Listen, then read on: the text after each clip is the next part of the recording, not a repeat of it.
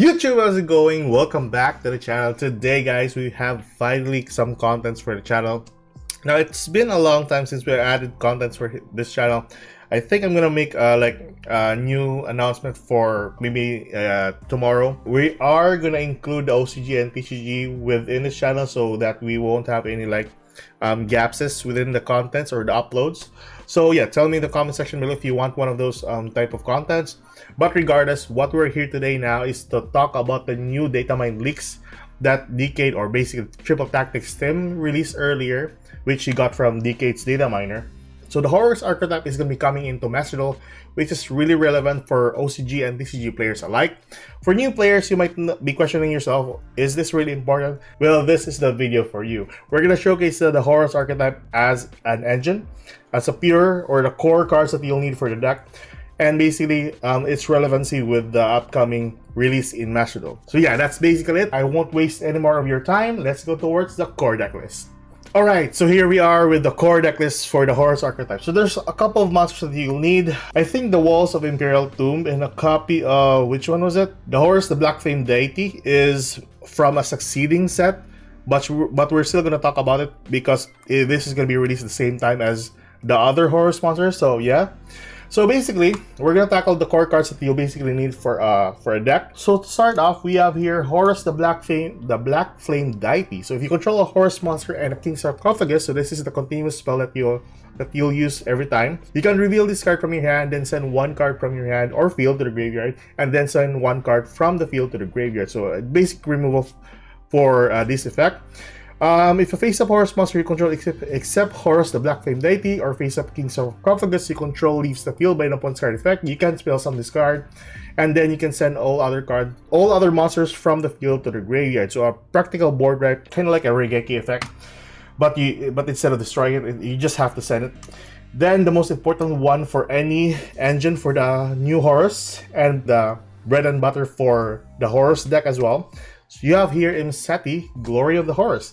So if you control the King Sarcophagus continuous spell, you can spell some this card from your graveyard. If you have this card on hand, you can send two cards from your hand to the graveyard, including this card, and add one King Sarcophagus from your deck to your hand. Then you can draw one card. So a +1, even if you discard. The other effect here is if another card you control leaves the field by an opponent's card effect, you can send one card from the field to the graveyard. So another good effect as well. The level 8 Horus monsters have similar effects that can be spell summoned from the graveyard. If ever you have the King Sarcophagus on the field face up, and if your opponent removes some cards from the field, they have their own effects. Protection of Horus. So I'm just not, I can't pronounce the first word though. But if you control a King Sarcophagus, you can spell summon this card from your graveyard, same as the Imseti. So if another card leaves the field by the card effect, you can activate this effect. This turn, your opponent's monster cannot target Horus monsters for attacks. Also, they are protected from targeted effects, so that's still a really good protection effect for the Horus archetype. Basically one copy of this, which is still good in its own sense, as an additional body on the field that you can use. Next up, we have a copy of Happy. So if you have the King Sarcophagus on the field, you can spell summon this from the graveyard. If another card you control leaves the field by your opponent's card effect, you can target two cards that are banished or in either graveyard, and then add it to your hand or shuffle them back to the deck. So a really good recycler, and it is really good for recursions. And then we have the copy of Domoteth, Blessings of Horus. If you have the continuous spell card, you can spell some this card from your graveyard. You can gain 1200 attack and defense for each Horus monster you control. So basically, if you have 5 Horus monsters you control, you basically gain 6000 attack for this monster alone. Really insanely good. If another card you control leaves the field by an opponent's card effect, while this card is in your monster zone, you can draw cards equal to the number of monsters with different names in your main monster zone. So different names on your field doesn't state as a Horus monster, but as long as they are of different names on the field, you can draw the same number of cards. Let's go towards the next one. Basically one copy of this. The most important one for the Horus monsters are basically Imseti and a copy of Happy, which are also relevant cards for an engine as well. And then we're going towards our spell traps. So Horus monsters you control cannot be destroyed by card effects that do not target them. Next effect, you can send one card from your hand to the graveyard, and then you can send one Horus monster directly from your deck to the graveyard. So once per turn at the start of the damage step, if your Horus monster battles an opponent's monster, you can just send that opponent's monster to the graveyard without popping. This is a really good counter as well for Unchained, which they usually take their effect if ever they're gonna be destroyed. You can only use the effect of King Sarcophagus up to 4 times per turn. So insanely good effect for this type of archetype. So if you just have this face up on the field, your Horus monsters will be online, and just basically summon them to the field. Whatever you like with them, just exit summon them, link summon them, whatever you like. The later set for the Horus archetype, Walls of the Imperial Tomb. This card's name becomes King Sarcophagus as well. So if you don't have the continuous spell, the field spell is one of the go-to things that you need to access as well.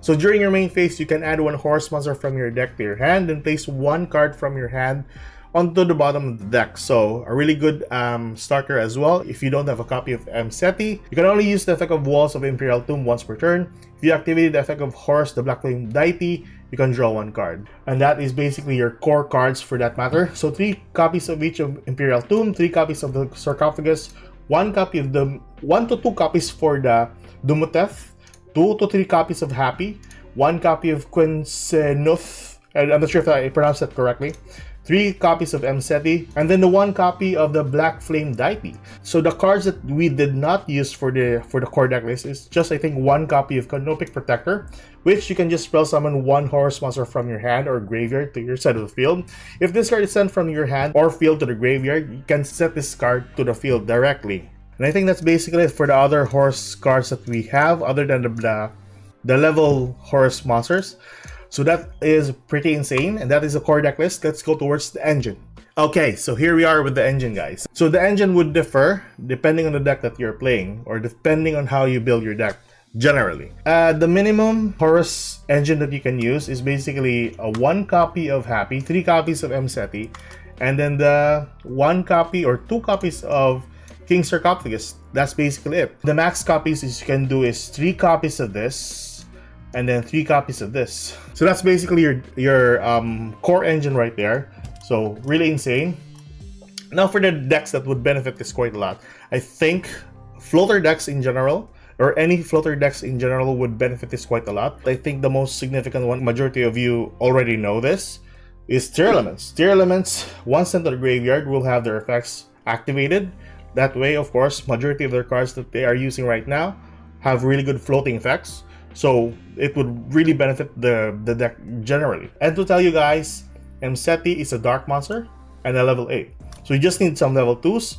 Resonators are a really good pair up for this one as well, because they have their new card, which is the Vision Resonator, which is a level 2. It always gets into the criteria of level 5 or higher dark monster. If you have the copy of Seti on the field, you can just spell summon the copy of Vision Resonator and go into a copy of Battle on the Floor, which is a really insanely good card. There is also Phantom Knights that works well in the graveyard for their archetype.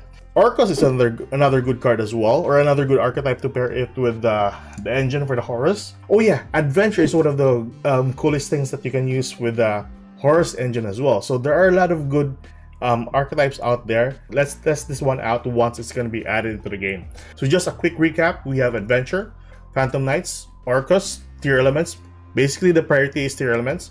I think Eldritch would benefit with this as well, because they want to have their cards in the graveyard. That includes the Eldritch as well, so that they can bring out more Eldritch cards to the field. And the best thing about the Horus archetype, they don't lock you into any archetype types, or monster type I mean, or attributes. So that is the engine that you'll use for the Horus, guys. Let's go towards the deck that you can use for Master Duel.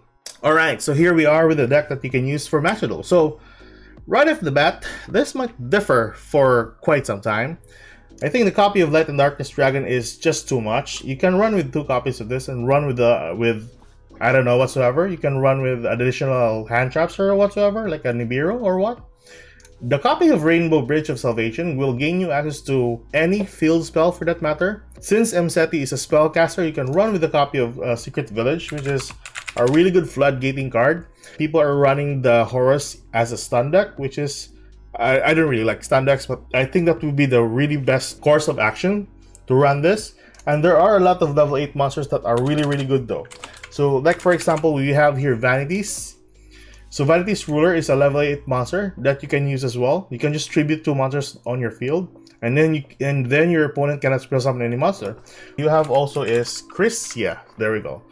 So this monster here alone, it's kind of like the Vanity's monster, which neither player can spell summon monsters. I mean, the 2/8 body on the field is just insanely good. You can just, if you have the one Horus monster, you can just tribute the Christia, and then you can work your way into an OTK later along the line. So it's still perfectly fine. So for our consistency makers here, trade-ins are really important for this deck, since majority of your cards here are level 8. Well, all of the cards here in your arsenal are level 8. So that includes the, well, all of the Horus monsters are level 8. The Crystal Beast that you can search out from the copy of the Rainbow Bridge, plus another field spell, is one of the go-to things there.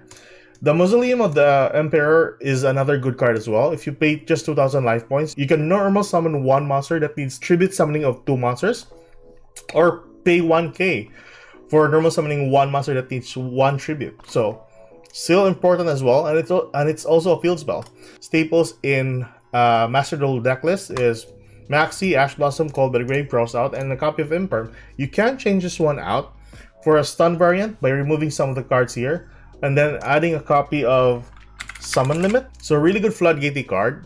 Or like I said earlier, to avoid your opponent from using any spell cards, you can use Secret Village, which is, it only works well if you have a face-up spellcaster, which is typically Mseti, a spellcaster and a dark monster alone.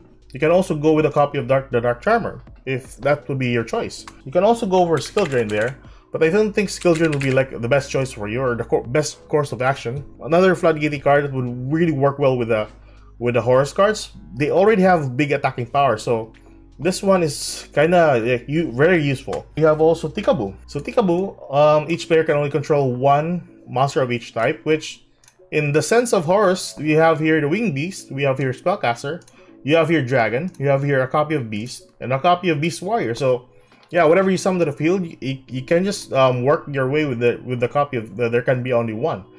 Some people are running go second decks with the Horus. Going first or going second, it's still really relevant.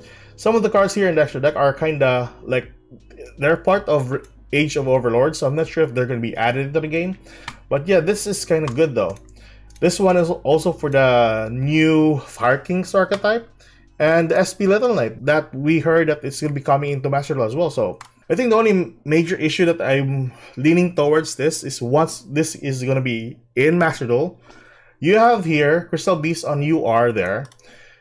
I'm pretty sure Mseti is going to be UR, because this is going to be your primary engine for your other decks as well. And then Light and Darkness Dragon is going to be a UR. I'm pretty sure of it. This one, Trade-In, is always going to be a UR, because this is also for Blue Eye support. And I think this is, no, this is SR. So 2 SRs. And I'm pretty sure this King Sarcophagus is going to be UR, of course, because this is one of the craziest cards as well that you can use for. It's kind of like Wanted, in a sense. But yeah, and the majority of your X deck monsters are URs. So yeah, C62, 62 URs. You can go for OTK if you're going second as well with Draglubion into a copy of Numeran Dragon, and then basically win your game right there. You don't really need like the monsters here, but if you want to work with the main deck monsters, just add another copy of another pot card, which is Extravagance. So that's one good choice there, other than if you don't have copies for trade-in. But yeah, mix and match with this deck. I think this would actually benefit or break decks that would be so much relevant for floating effects in the graveyard. And I think that's basically it. Let's test this one out in the gameplay showcase. Alright guys, so here we are with our gameplay showcase. So we got one copy of our Foolish Burial Goods, a copy of our King Sarcophagus, one LAD, a copy of Deity, and a copy of Imperm. So not half bad. We got already a copy of Sarcophagus here. So yeah, let's start. We go for a copy of Foolish Burial Goods, dumping a copy of a Rainbow Bridge. So Rainbow Bridge will activate, gaining access to the Crystal Beast and either one of these cards right here. So I think I'm going to go for the Field Spell here. Okie doke, and now we go for a copy of Field Spell.